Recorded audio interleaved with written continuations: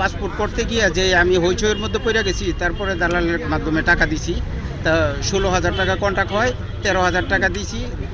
অল্প দিনের মধ্যে দিয়ে দিবে, 15 দিনের মধ্যে, 2 মাস যাবৎ হয়ে যায়। 3 তারিখে ও দালাল ধরছি, তারপরে আর আর যোগাযোগ নাই আপনাদের এই ইয়ার কারণে, প্রেস মিডিয়ার কারণে। আর ও মোবাইলও সুইচ অফ, আর পাচ্ছি না। পাসপোর্ট অফিসে কি আপনি ঢুকেছিলেন বা ওখানে কি না না process কি জানছেন? না, পাসপোর্ট অফিসে ঢুকতে দেয় নাই, মানে ওই নিয়ে যাবে, ওই সব কিছু করবে, এরকম অনেকেই বলে ভাইয়া। এটা কোথা থেকে করছে আপনার সঙ্গে?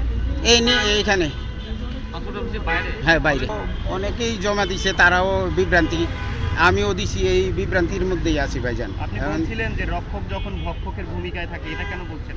রক্ষক যখন বক্ষকের ভূমিকায় থাকে, আচ্ছা, দালালের মাধ্যমে কিন্তু আমার বন্ধুবান্ধব পাসপোর্ট নিছে, এবং দালাল যে সচরাচর অনেক আগের থেকেই কিন্তু দালালি করে আসছে এখানে কিন্তু বহু বছর ধরেই, 3-4 বছর ধরে দালালি করে আসছে, এবং দালালি যদি তাদের ইয়া না পাইতো, তাইলে কিন্তু দালালি ধরতো না। তাইলে দালাল ওইখানে পৌঁছায় কিভাবে, সেটাই হচ্ছে কথা আমার।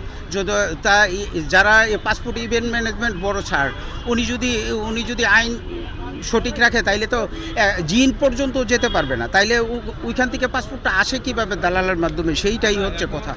আমি তো নিজের ভুল নিজে, যেমন আমি ফক করে পড়ে গেছি, যে কারণে আর এটা কোনো এভিডেন্স বা ডকুমেন্টস দেখাইতে পারি না। সেই ক্ষেত্রে আমি অপেক্ষা করতেছি তাকে পাবো কি না। এখন কি করবেন? এই যে 13,000 টাকা দিলে এখন কি করবেন? কি করার, এখন চেষ্টা করবো, দেখি আসে কি না, আর না হয় তো বিভ্রান্তিতেই পড়লাম আর কি। আবার নতুন করে আমি জমা দিব। বিষয়গুলো জানাই নাই, আমার তো কোনো প্রমাণাদি নাই। এই প্রমাণাদির কারণে আমি খুঁজতেছি আর কি তাকে। যদি পাই, আল্লাহ তাআলা দেয়, তাইলে হবে।